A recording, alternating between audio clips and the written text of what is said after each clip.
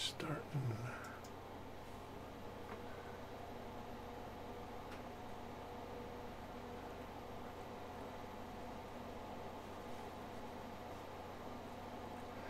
Okay, we're live now. All right. And I forgot to put the splash screen on there. Look at that. All right.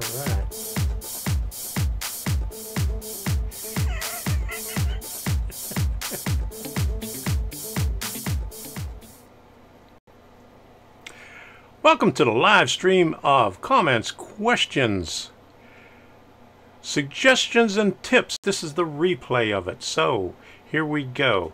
Now, I am doing this live stream because tomorrow I have a video coming out on the same subject. Now, I had 11 comments and questions, and I only did 10 of them because one of the comments was the replay of the comments was way too long, so I didn't put that in the video. So I'm going to do that here. And hi, ELSDP45, how you doing?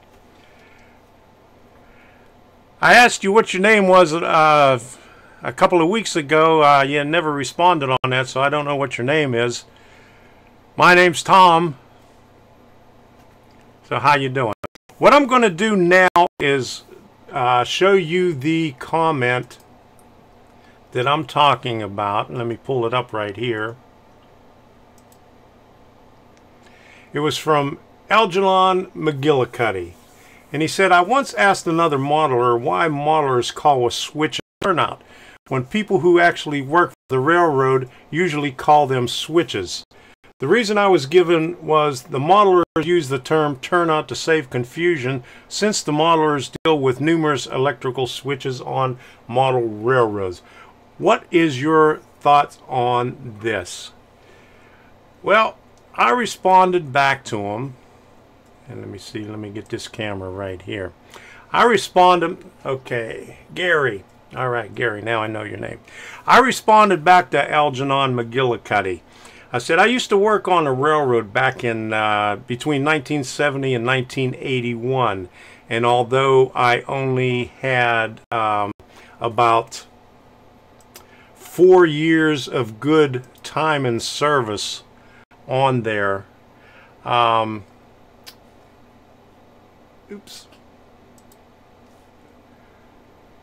of the 11 years, I only had about 4 years of good time and service. But while I was there, I worked in the electrical department, and it was called Monongahela Connecting Railroad. And it was a short line. It ran through J&L Steel in Pittsburgh. Twisted Mowers, how you doing today? We're going to learn something. All right. Now, it ran through Pittsburgh. It was J&L Steel. It was on two sides of the river, and I worked in the electrical department. Everybody that worked there before me was hired prior to 1950. And so, you know, they were just about getting into retirement age when I was hired. And what they called everything was what they found from the manufacturers, like we had split bolts, and they were used to connect wires together, larger wires together, and it was just it was a threaded bolt. It had a split in the middle, and you had a nut on it, and you tighten it up, and that makes the connection on the wires, and then you wrap it up with electrical tape and friction tape back then. But they called it by the manufacturer's name, which was Burndy. And that name stuck.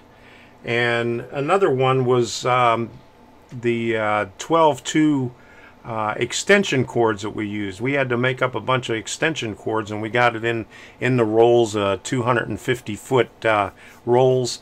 And the manufacturer was Oakenite, and so the guys called it Okie cord or Oakenite.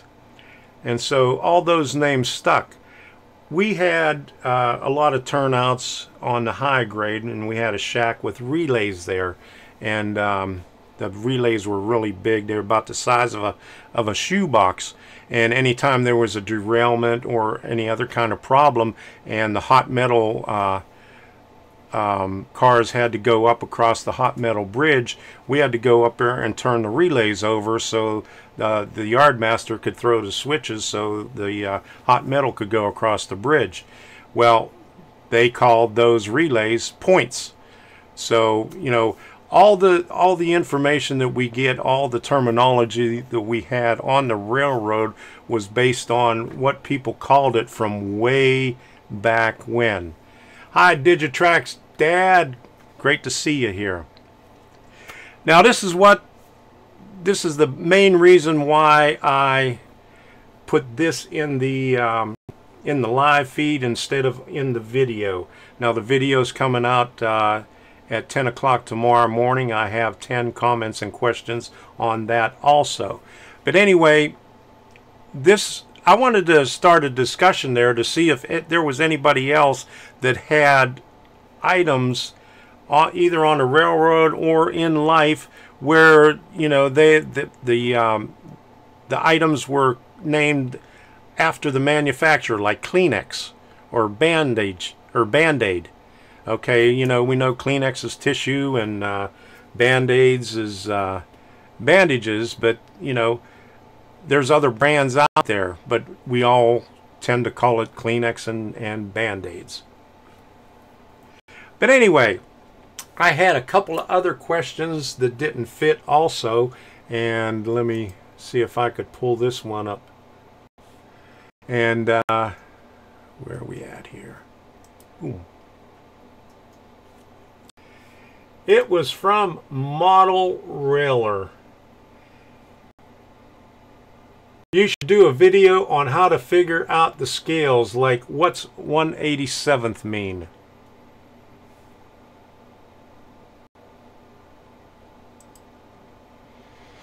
Well, John, Model Railroader, or Model Railer, 1/87th comes from the proportion of real life, which is like, say if you have 1 foot in real life, in HO scale, it would come out to 87 foot. And the same thing for N scale. N scale is 1/60th. You could say that 1/160th or 1:160th. And the same thing on that. If you have 1 foot in real life, it's 160 feet in N scale. And the same thing goes for O scale, 1/48th. 1 foot, and it becomes 48 feet in there. I had another one. I hope that answers your question, Model Railer. He wanted me to do a whole video on it, and it's kind of hard to do a whole video just to explain that little bit right there. But John Ranson, how you doing tonight? Glad you can make it.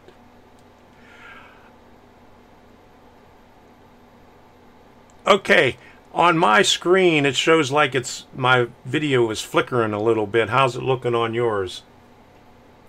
Just wanted to know that a little bit here. I had another one, Brad K. When do you have? Okay, it was talking about the Super Empire Builder, and I did a video on that, and he noticed that I had a ground wire on the ground terminal on the Super Empire Builder, and on there they tell you not to hook that up to anything as far as on the AC.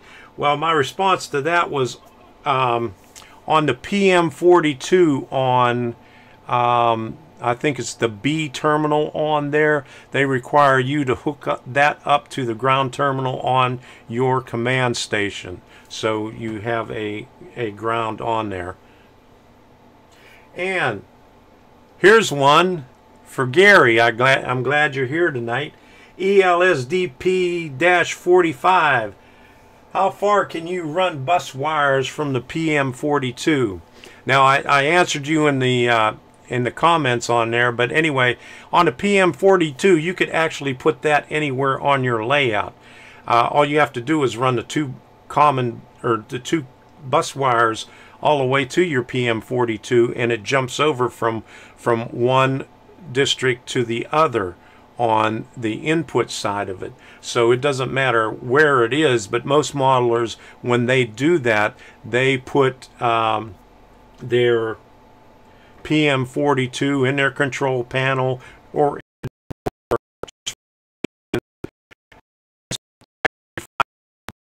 one LED tells you that it's on, and there's 4 more LEDs, one for each district, that lights up if there's a short in that district. And basically what most modelers do is put that close to their control panel where they could see it, or even have it close to the some people use acrylic and just paint it, and they have it right up against there so it shines through on there, so they could tell which district is shorted. You could see the light or the LED shine through there. Now you can put it anywhere on your layout, just as long as you make your ground wire, or not your ground wire, but your bus wire, heavy enough to accommodate the signal from your command station or your booster. I had another comment on Facebook the other day, and I don't have it up here right now, but somebody corrected me and said there was only one S in bus wire, but I put 2 S's in there because it has 2 wires, and so it'll be unique whenever you're looking it up on in Google or YouTube. So who do we have here? We have Gary ELSDP-45. We got Twisted Mowers. We got Digitrack's dad. We got John Ranson. So I want to say hi to everybody and thanks for stopping by. Okay, that's some of the questions that I had. Now, I wanted to say that names that are given to items, they stick around for a long time. And like, and what I said before was the Kleenex, and what else we have? Q-tips and Coke. I know a lot of people call Coke when they're referring to soda. But anyway, let me pull up another question here. Let me see if I could bring this up. It's not a question, but Lake Erie Railways, in response to the turnout and switch, talking about, you know, was that the turnout and switch? The Oil Creek Railroad in Pennsylvania was 6-foot gauge from 1860 to 1865 before it was changed to standard gauge. And then he talks about N scale, all the different code track in the N scale. When I did the video, and let me bring my face back up here. When I did the video, I only mentioned that code 55 and 70 in N scale. Now, when I do a video, I don't say everything about, you know, every possible scenario of everything, because it would just make the video way too long.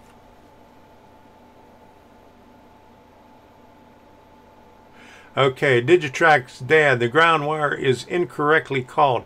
It is a common between devices to ensure a consistent reference voltage between devices. All right, good deal there. Thanks for answering that. I'm glad I put this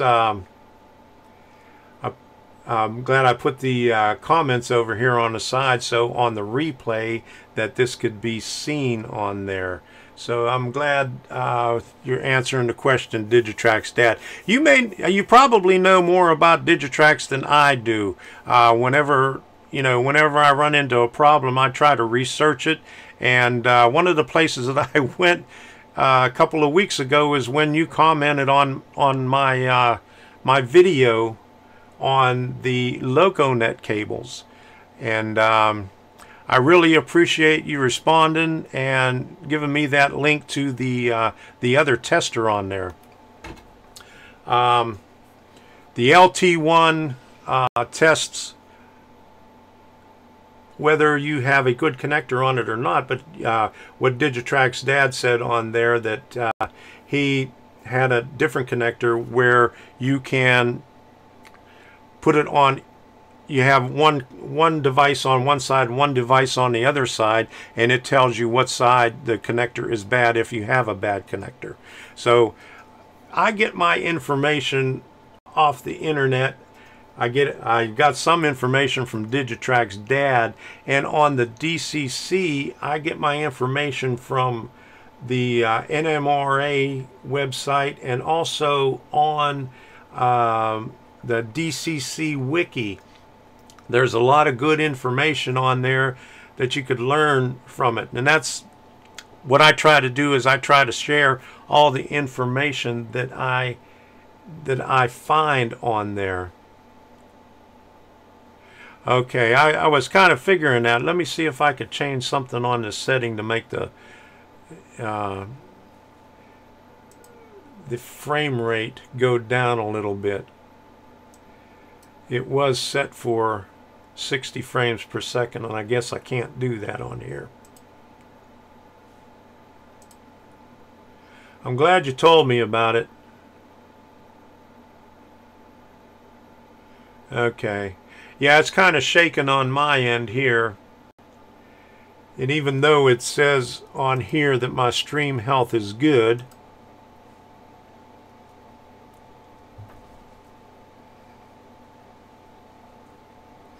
okay, I was saying video output low. Let me see if I could change something on the options here.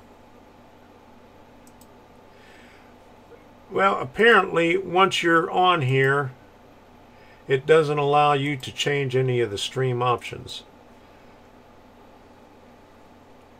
Let me see if I could do something else on here.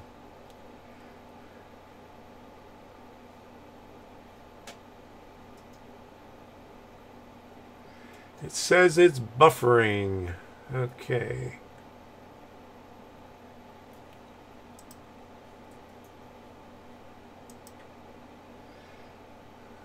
Let me see if I could pull up this other page here.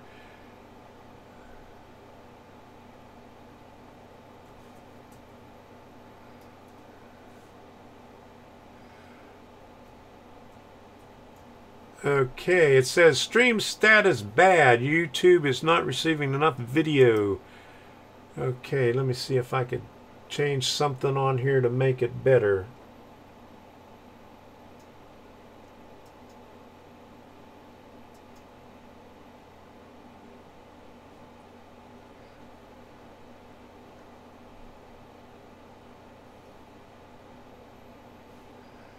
Okay, it's not letting me change anything on here. Alright. Slates insertion. Well, I appreciate all the help I get from you, Digitrack's dad. Alright, CSX 68 Midwest and Western Railroad. How you doing? Glad that you could make it here. Well, I'm trying to see if I could get this thing to stream any better, but it's not letting me change anything once I'm live. So I guess we're just going to have to live with that part of it. Let me see. But while we're on here, is there any questions from any of the viewers out there that they would like for me to answer? I'll give you a few minutes to ask some questions. And while we're doing that, let me bring you over to here. Where did I have this?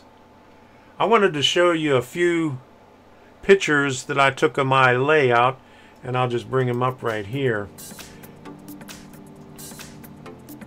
And this is a Foss scale kit right here. It originally was a exterminator, but I made it into a sort of like a gas station, service station, auto body.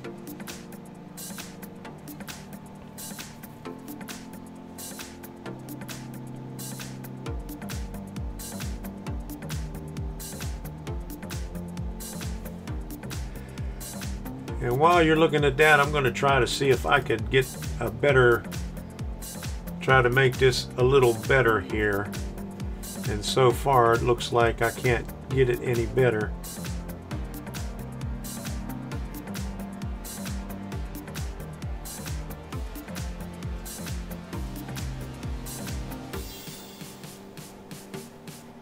All right.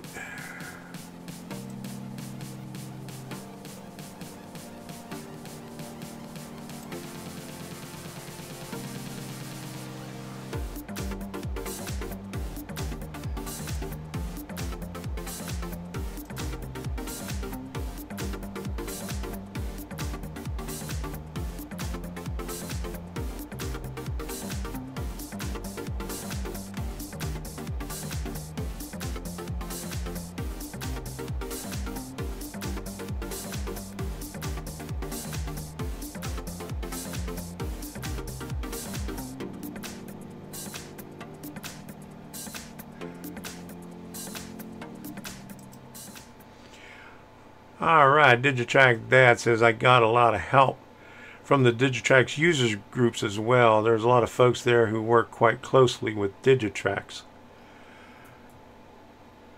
Alright. I went on, I never went on that one there. Let me see, right here. I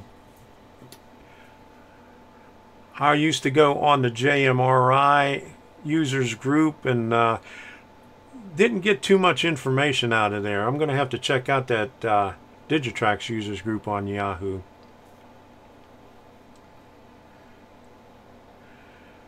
All right, Sparky made it. How you doing, Dave? Good to see you here.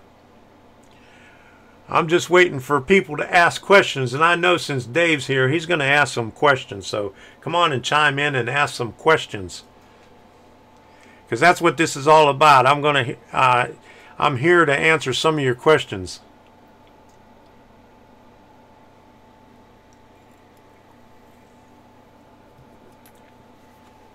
Had to have some of my Diet Coke right there. All right.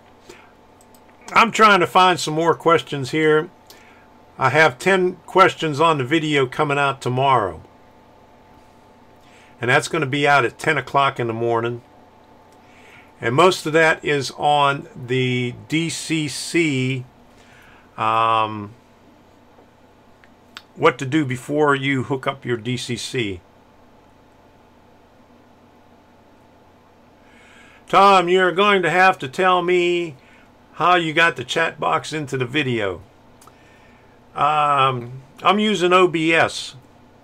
I don't know if that's what you use on yours, but if you are, you have two boxes down at the bottom. One is called Scenes and the other called Sources.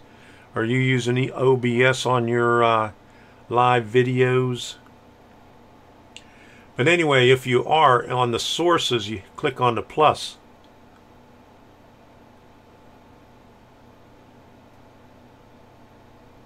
All right, adding tornado sirens like prototype location. That's a good idea. When I went to the train show in Tampa, there was a layout there that had a tornado in there. I don't know if anybody's seen that. I think I seen it on it was on a newscast one time too. But anyway, Dave, on the right hand pane where it says Sources, you go down to Window Capture, and that'll bring it up. Now, I'm doing this on my desktop because I used to do the live streams on my laptop, and for some reason when I did my 1 year anniversary, I had all kind of problems on it, and I ended up having to do a quick clean install of Windows 7 on there. It just wiped out everything, so I had, started from scratch on it. And ever since then, I wasn't able to bring up a lot of things on OBS, like I'm not able to bring up the window. And but anyway, that's why I'm doing it on my desktop computer in our spare bedroom. But anyway, you use the window capture and set it up like that, and then you could move this around anywhere that you want. And let me give you a display only. I have the live chat window.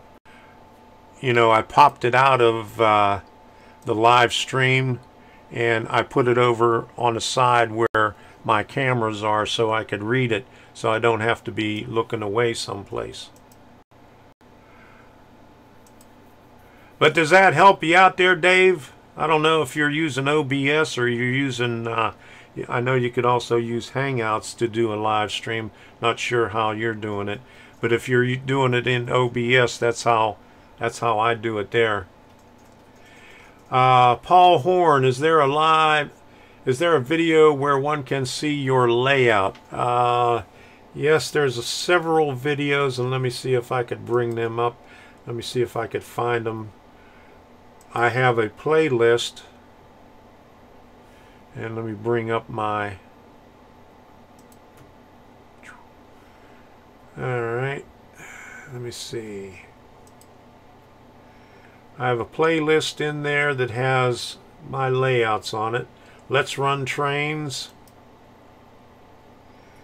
Playing with Trains, Almost Live, Model Railroad Operations, Model Railroad HO Scale Update, and Model Railroad Layout Tour of Leaking Creek and Big Rock Railroad.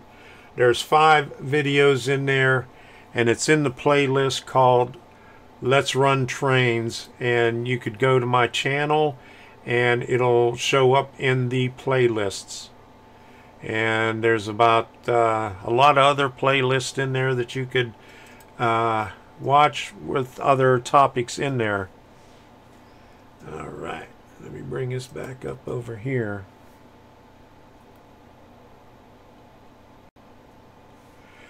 CSX 68 Midwest and Western Railroad. Question number 2. Have you heard about UP 1943?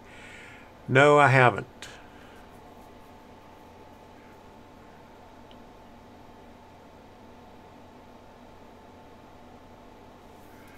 Okay.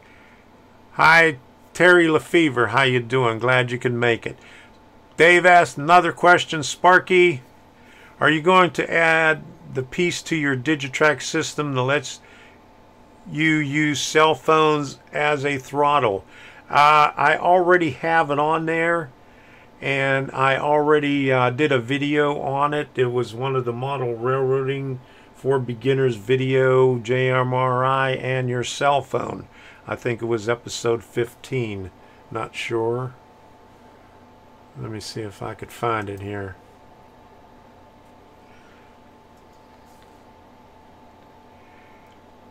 Okay, Dave, use XSplit. I'm not familiar with that. Tell me a little bit about XSplit. Alright, Curtis, the Lofty N-Scaler finally made it. How you doing, Curtis? It's a little bit shaky, but we're getting by there on the voice. Alright, let me see if I missed any questions here. Alright.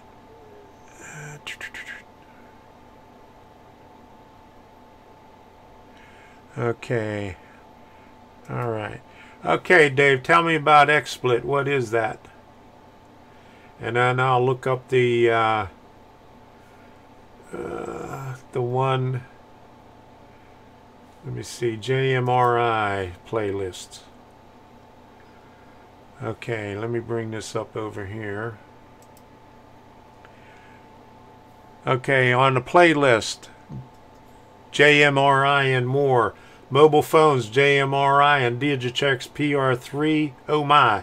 Model Railroading for Beginners, episode 15. And you could also find that in the playlist Model Railroading for Beginners also.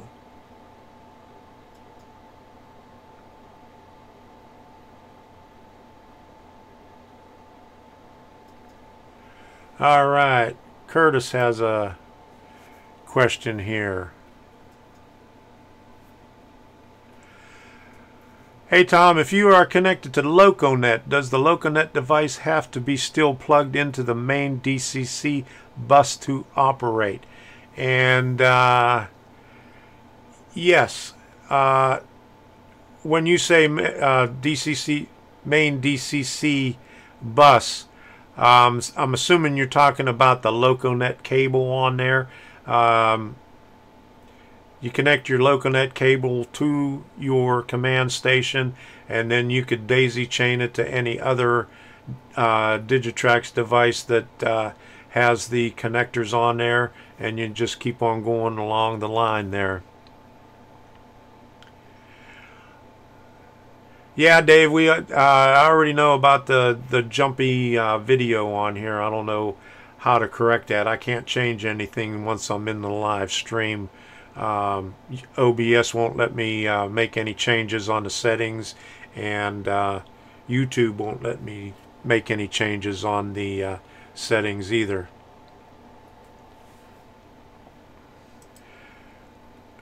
All right, so Dave, what is XSplit?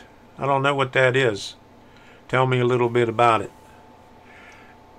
And let me see.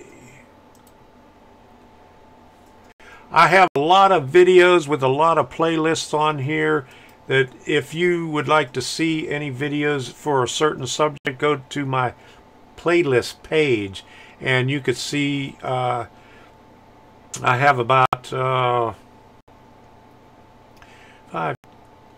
6, I have almost 40 some playlists on here, and they're just broken down into different categories. And so you just go onto my playlist page and take a look at whatever category, and you could find any video of any anything that you want to find on there.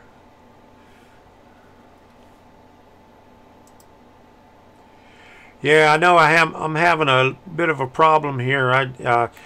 The video for me is just jumping all over the place on my screen that I'm watching, and sorry about that, but I can't do anything about it now. Usually the video comes out pretty good on here when I'm on my desktop. This is the first time I've had a problem with it on there like this, and unfortunately there's nothing that I could change on here.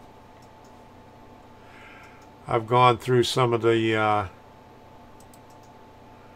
settings on here, and all it says is video output low, and I had the settings set to low latency for best near real-time interaction, and there's no way I could change it to normal latency.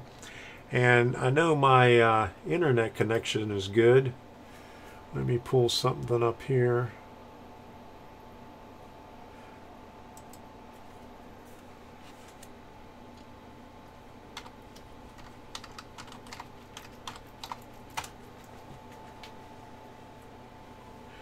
All right.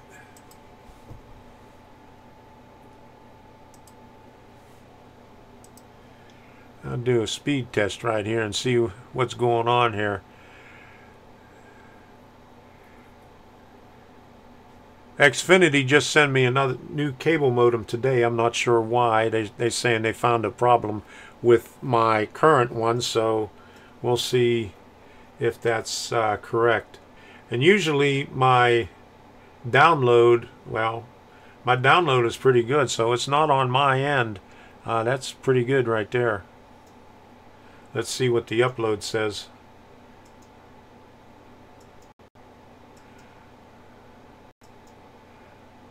The upload usually comes in about anywhere from 20 to 25, so we're still doing good on the upload speed. My download is a little bit low. But that doesn't matter on what I'm sending out there. But this must be something on the side of YouTube, which is known to have problems occasionally. But anyway, there is also, if you would like to donate, there is a little dollar bill sign in the live chat down on the bottom that has a dollar bill on it for super chat if you'd like to donate to Tom's Trains and Things. And I'm going to tell you about a new thing that I got on my web page. I've been working on it the past couple of days, and I'm going to give you a link to it here shortly as soon as I pull up the page.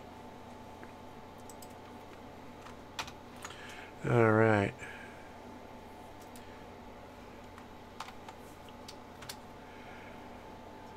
It's Tom's Trains and Things / Train of Thought.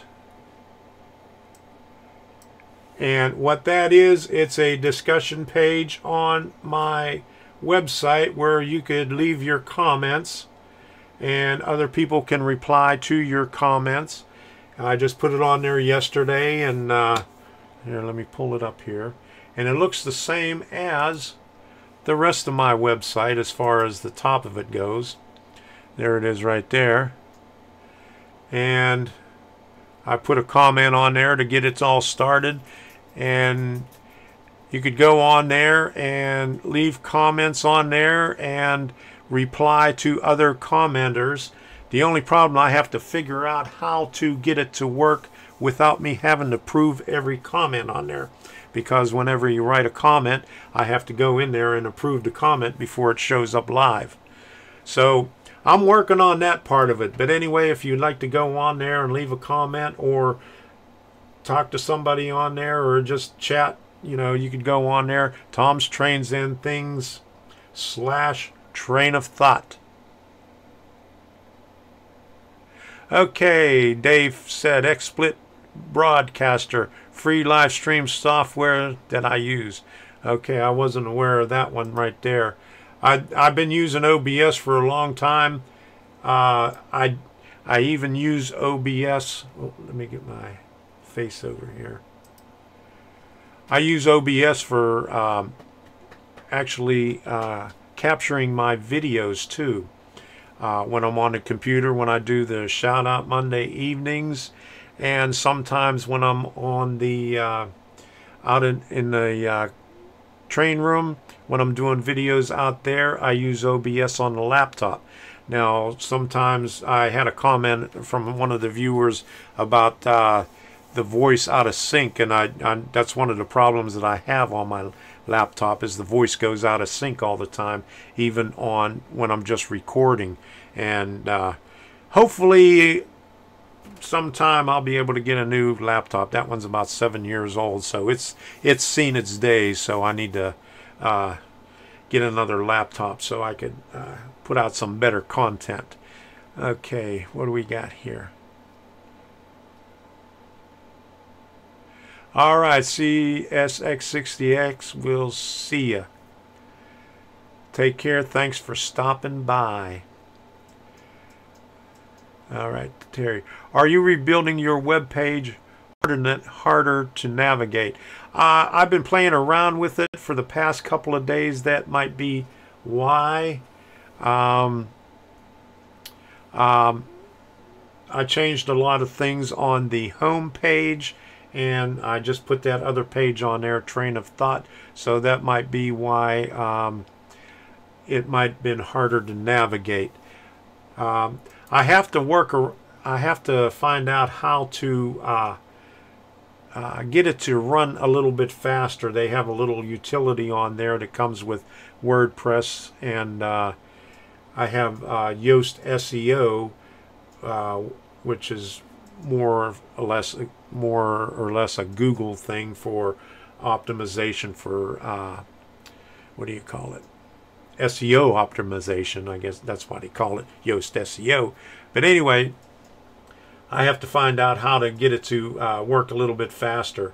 But I have been working on it the past couple of days. If you've been having problems with it on the past couple of days, that's probably why. Railfan555, hi, I like your videos. Thank you, Railfan555, and thanks for stopping by. XSplit is a broadcasting software. I'm going to have to look that up. Let me look it up right now.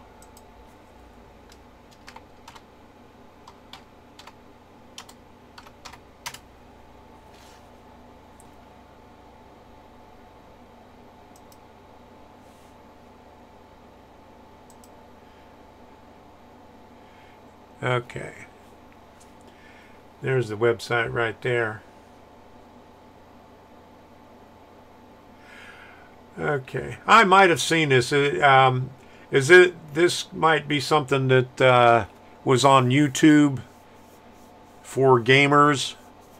I might have just passed over it because it said gameplay on there. But I'll have to look into that. All right. We'll download that after I do this broadcast here and see what it does.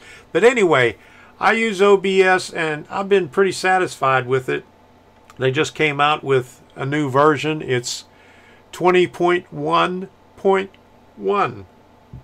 2 days ago they came out with 20.1.0, and today I just uploaded the 1.1. And I use it for my videos and for the live broadcast, and it's been working pretty good. The only thing is this right here. I'm not, and from all indication, I'm thinking it's on the YouTube side because I got a good connection. It's in my my upload speed was around 20, so that's pretty good for an upload speed, 20 megabytes per second. So I paid extra for the Xfinity high speed, super high speed, where I get up to 150 download speed, and they really don't tell you what your upload speed is going to be, but I've had it up as high as 29 megabytes per second. But right now it's only about 20. But anyway, that's still pretty good because what I had before was like 5. So, you know, that is pretty fast for any internet connection. And they, like I said a little bit earlier, they just sent me a new cable modem. I didn't know I had a problem with it, and maybe this is the problem that they were talking about. They sent me an email 2 days ago saying that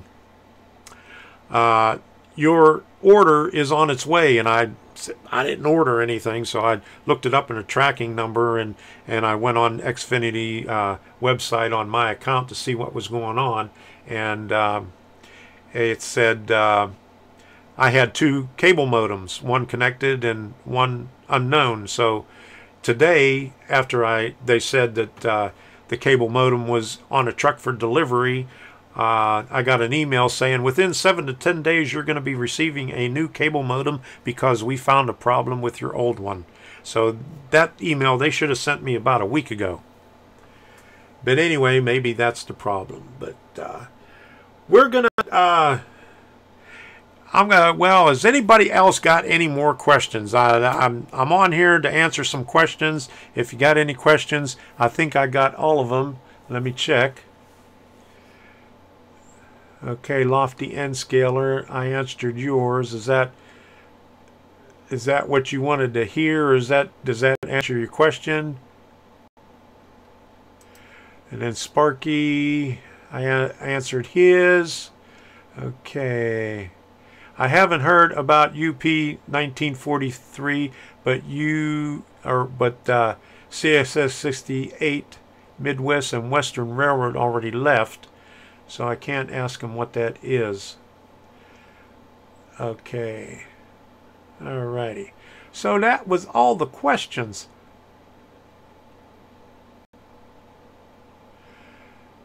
And back to Digitrack's dad, if you're still there. He said thanks for the shout out, and you're welcome. Anytime I see a model railroader that has some good information on on their channel. I like to do a shout out on them so others can see and learn what they're talking about. You're on there for a reason, just like I am. I'm here so I could share my knowledge with new model railroaders, and just like Digitrack's dad, he's out there giving really good information, and that's why I did a shout out on it. And on Curtis the Lofty N Scaler, he's starting out his new layout. I wanted to give him a shout out so everybody could follow him in his endeavor to build his N-scale layout in his loft. I think I met Curtis through a Tim Schmoyer video. He was on a panel or something. I can't remember what it was, but that's the first time I seen him, and then I asked him a few questions and he helped me out on a little bit on there. Thank you very much, Dave, for the $10 Canadian. I really should start looking into JMRI now that I have a laptop. Did this just get me a spot on the Monday night shout out again? Okay, I could put you on the shout out again. Everybody knows you. You have a lot of subscribers on there, but I could do another shout out for you for $10. I'll do a shout out for you. Thank you very much, Dave. I really appreciate it. And as far as JMRI goes, you should use it because it helps out a lot. It helps me out a lot. Basically, because what I have is a DB150, and I can't read back any of the CVs on the DB150. So I have to rely on JMRI to read back everything. That's another question, and my answer is, I was almost going to give it away here. I have that on my video for tomorrow morning. But my screen just froze up, and I hope it didn't mess up all the way. Okay, it's back now. It seems like it's getting worse now. But thank you, Dave. You should get JMRI because you could do a lot of things with it. And with all the locomotives that you have now, you could make a roster and keep everything under control on there. And you could use your cell phone to run it or your tablet. You just have to get the app on there. And I'm not sure what the app is. What is it? I got it on here someplace. I got it on my tablet. Let me pull this up on my tablet. Okay. I don't know if you can see it here. Which camera am I on right here? Engine Driver. This app right here. Oops. This is kind of hard to do. That app right there, Engine Driver.